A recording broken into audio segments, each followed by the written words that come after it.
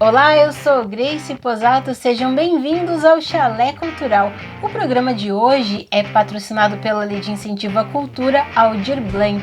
Faremos então um programa especial com informações inéditas sobre a obra de Érico Veríssimo, um dos 10 maiores escritores brasileiros de todos os tempos. Para aqueles que não sabem, o Chalé Cultural fica situado em Cruz Alta, uma das cidades mais antigas do Rio Grande do Sul.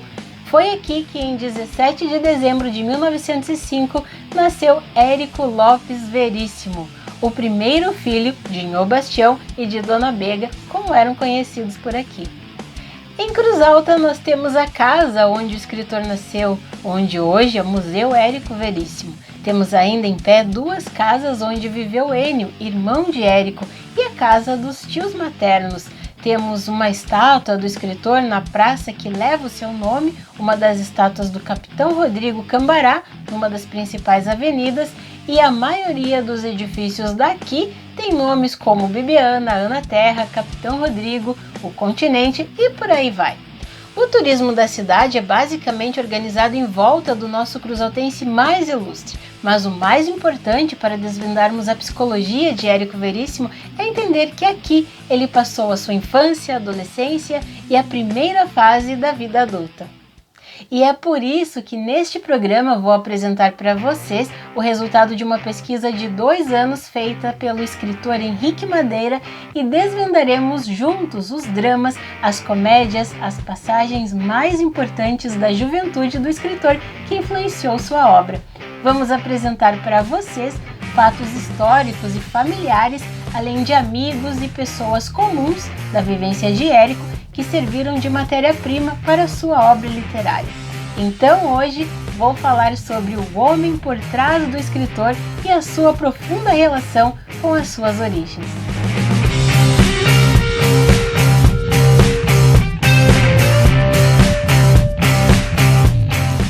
Então, já que eu comecei falando sobre a cidade natal do escritor, vamos iniciar a nossa análise falando sobre os 2 mais importantes cenários da obra de Érico Veríssimo, Jacarecanga e Santa Fé. Começamos com Jacarecanga. Na página 3 de Música ao Longe nós lemos: as ruas vermelhas de terra batida parecem feridas de carne viva. Acima dos telhados erguem-se as 2 torres brancas da matriz. Cruz Alta fica na região serrana do Rio Grande do Sul, que tem como característica a terra avermelhada. E como naquela época as ruas não eram asfaltadas, a chuva e o trânsito provocavam essas feridas em carne viva. Na página 5, lemos: passa pela casa do velho Leocádio, sobradinho marrom com sacadas de ferro, estatuetas na platibanda e azulejo no rodapé. Érico está descrevendo este sobrado que vocês estão vendo, que pertencia ao maestro Josino dos Santos Lima, que serviu de inspiração para o personagem Leocádio Santarém, mas sobre os personagens analisaremos mais tarde. Esse tipo de referência visual ocorre com muita frequência, mas não precisamos bater nessa tecla para comprovar a relação, porque nas palavras do próprio autor, Jacarecanga é uma estilização caricatural de Cruz Alta. Mas antes de seguirmos adiante, vale a pena mencionar mais uma curiosidade do livro Música ao Longe, inspirada em um fato autobiográfico. Esta é a casa em que Érico nasceu e passou sua infância e adolescência. A família Veríssimo, de origem portuguesa, é representada no livro Música ao Longe pela família Albuquerque. Agora, olha só, do outro lado da rua, neste armazém, durante a infância do escritor, vivia a família Delaglio, de origem italiana. Na ficção, o sobrenome deles é Gamba. O romance retrata, entre outras coisas, a ascensão dessa família italiana e o declínio da família portuguesa, exatamente como aconteceu com os Veríssimos e os Delaglio. Agora vamos falar de Santa Fé. Essa cidade fictícia, cenário da saga O Tempo e o Vento, levanta muito mais curiosidades, porque Érico disse que Santa Fé não é Cruz Alta, mas sim uma cidade como Cruz Alta. No entanto, há controvérsias. No mapa fictício do universo de Érico, aqui vemos Cruz Alta, no centro do estado, e um pouco acima, a vizinha Santa Fé. O interessante é que, mesmo que Santa Fé não seja Cruz Alta, a descrição urbana e os eventos históricos tornam Santa Fé muito mais fiel à Cruz Alta do que a própria Jacarecanga. Preste atenção nesta imagem da Rua do Comércio de Cruz Alta, em torno de 1890, enquanto eu leio este trecho de O Retrato 1, página 104. A Rua do Comércio tinha casas feias, baixas e tristonhas, com exceção do clube comercial e algumas residências. Eram todas térreas, sem estilos e de fachadas caiadas, ou seja, brancas de cal, sem platibanda, e ao longo das calçadas alinhavam-se lampiões de querosene no alto de postes de madeira pintados de azul. Na página 96 de O Retrato, lemos: a Rua do Comércio era a única calçada de pedra e nela ficava o clube comercial, o Centro Republicano e as principais casas de negócio. Tanto o clube comercial quanto o clube republicano existiram em Cruz Alta e situavam-se na Rua do Comércio. E esses dois prédios, por curiosidade, ainda estão em pé. Na página 118, Retrato 1, lemos: chegaram à Praça Ipiranga, ali ficavam as residências novas de Santa Fé e o Teatro Cecília. Não por coincidência, na Praça do Ipiranga de Cruz Alta também situavam-se as casas mais novas e um teatro chamado Carlos Gomes. Na página 599 de O Retrato 1, nós lemos: Santa Fé tinha agora um aeroclube, uma estação de rádio, as ruas centrais pavimentadas de paralelepípedos, mas a miséria do Barro Preto, da Sibéria e do Purgatório continuava. Essa descrição de Santa Fé do início do século XX é fiel à descrição de Cruz Alta na mesma época. O aeroclube, o surgimento da primeira estação de rádio, a pavimentação das ruas e a miséria do Barro Preto. Primeiro bairro tanto de Santa Fé quanto de Cruz Alta. Apenas os bairros Sibéria e Purgatório são fictícios. Bom, para não me estender tanto nesses detalhes, vou relacionar rapidamente mais alguns locais de Santa Fé que Érico retirou da sua terra natal, como por exemplo Praça do Ipiranga, Cinema Ideal, Lagoa do Cemitério, Rua da Igreja, Farmácia Terra Cambará, que seria a farmácia do pai de Érico Veríssimo, e as descrições da Igreja da Matriz, do Cemitério Público, do Barro Preto, do Clube Comercial, do Clube Republicano e da própria Rua do Comércio. E essas são apenas algumas semelhanças geográficas e urbanas que Cruz Alta emprestou para Santa Fé. As semelhanças históricas são ainda mais impressionantes. Por exemplo, ambas as cidades foram colonizadas por portugueses e tropeiros sorocabanos, que se estabeleceram aqui por volta de 1820. E olha só neste trecho da página 133 de O Retrato. Em sua maioria, as principais famílias santafezenses tinham seus troncos plantados no solo de Sorocaba, pois muitos tropeiros sorocabanos, que por volta de 1820 tinham vindo ao Rio Grande do Sul, tomaram-se de amores por Santa Fé e ali estabeleceram-se definitivamente. Outra semelhança é a forte influência da maçonaria tanto na formação cultural quanto na formação política de ambas as cidades. Outra semelhança é o Clube do Comércio, fundado em 1899 e situado no coração da Rua do Comércio. Fundado em 1899, edifício assobradado no coração da Rua do Comércio. As obras da primeira Igreja da Matriz, as obras da Igreja Nova, iniciadas em 1863, foram interrompidas por falta de dinheiro e de braços. A mesma data da instalação da luz elétrica na cidade, tinha luz elétrica em Santa Fé desde 1912. A mesma data da construção do Palacete da Intendência, com direito a uma brincadeirinha de intertextualidade de Érico. Já iniciamos também a construção do novo Palacete da Intendência Municipal. O senhor já viu a planta? Vai ser muito mais bonito que o da Intendência de Cruz Alta. Nota: isso se deu em 1914. O episódio que aconteceu aqui em Cruz Alta, chamado Carnaval Sangrento, também aconteceu em Santa Fé. Resumidamente, Érico, quando menino, testemunhou um tiroteio digno de cinema durante um carnaval no clube comercial. Outro episódio reproduzido em Santa Fé foi o enforcamento do negro Severino na Praça da Matriz.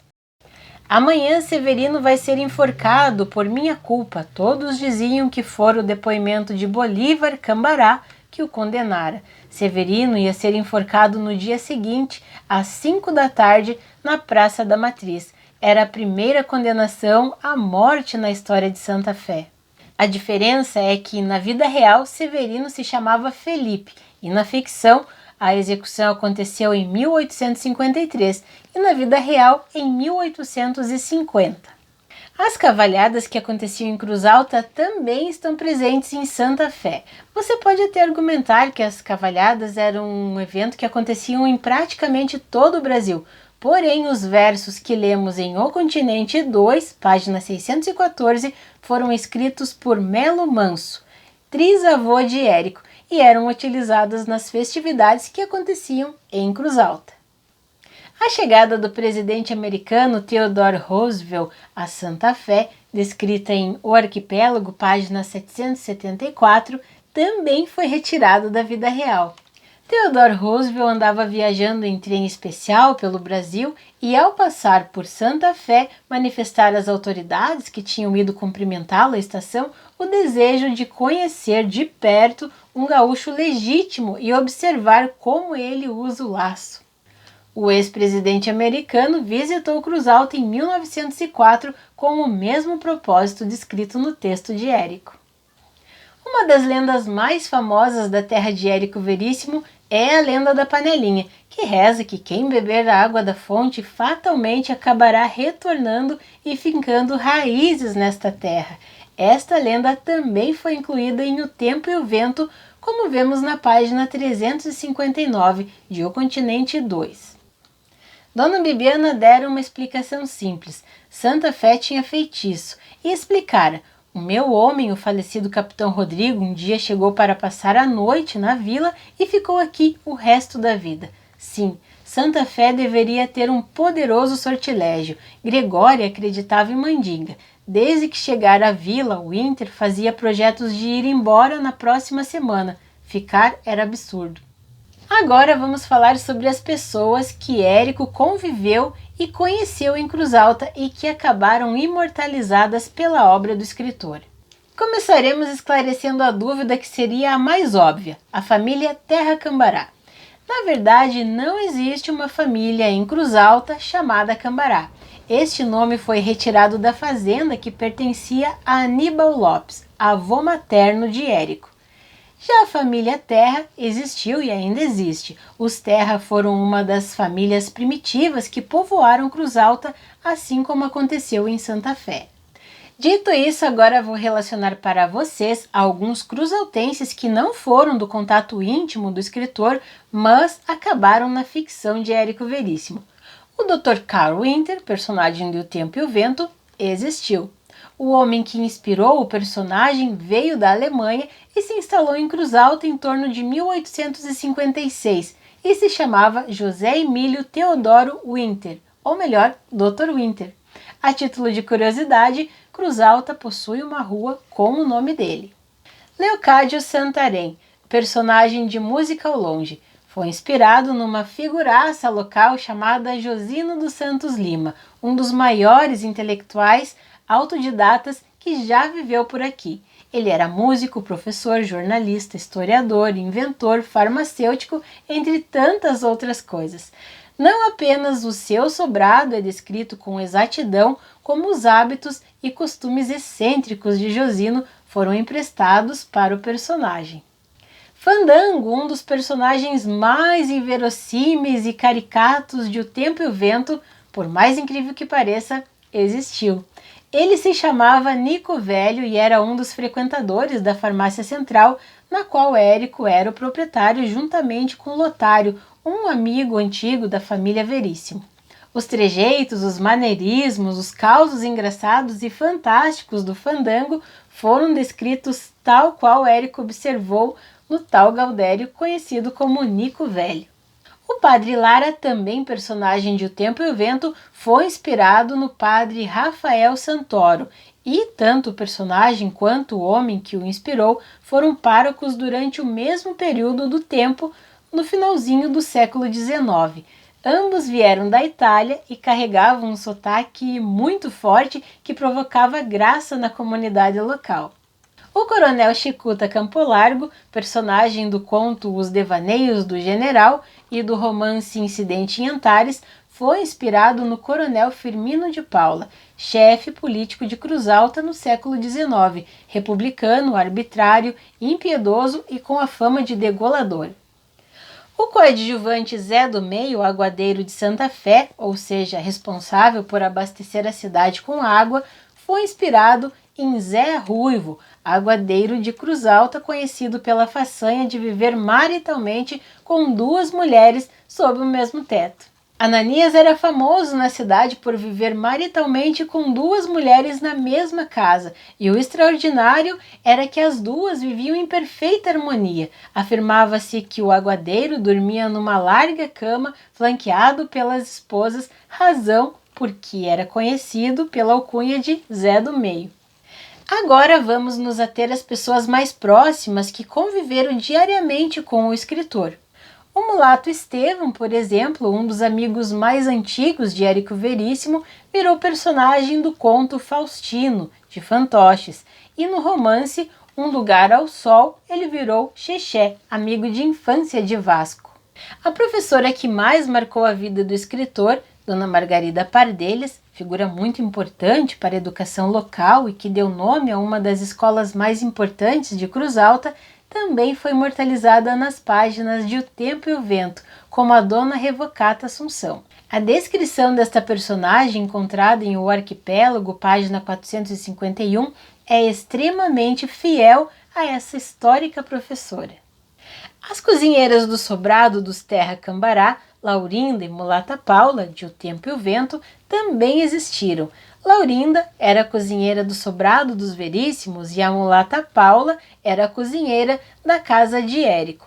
Elas não apenas foram descritas na ficção tal e qual eram na vida real, como seus nomes reais foram mantidos, Laurinda e Mulata Paula. O cachorrinho Pitoco, o único animal de estimação que Érico teve em toda a sua vida, também entrou para a ficção.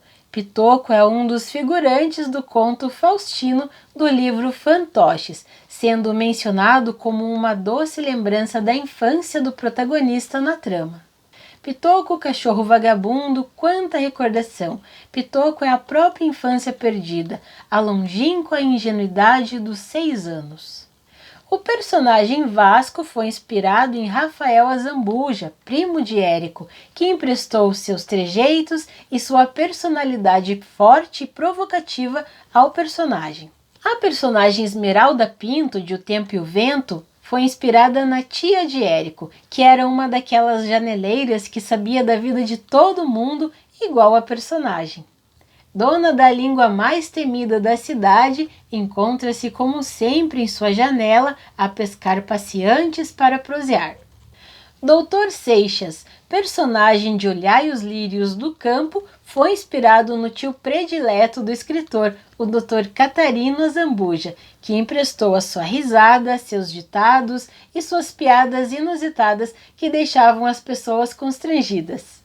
O personagem Aderbal Quadros, o velho Babalu de O Tempo e o Vento, foi inspirado em Aníbal Lopes, seu avô materno, que assim como seu personagem, foi um dos estancieiros mais ricos da região serrana e acabou falido. Até mesmo as frases de efeito como "mas que coisa bárbara" foram tiradas do seu avô. A relação entre Rodrigo e Turíbio, personagens de O Tempo e o Vento, foi inspirada naturalmente na relação de Érico e seu irmão Ênio. A cena descrita aqui, da briga entre os irmãos, era algo que acontecia frequentemente. O capitão Rodrigo Cambará, um dos personagens mais marcantes de Érico, é uma fusão do seu tio Nestor com o seu pai Sebastião. O seu tio era um gaúcho valente que adorava pelear. Já o seu pai era um homem de personalidade magnética, bom vivant e mulherengo.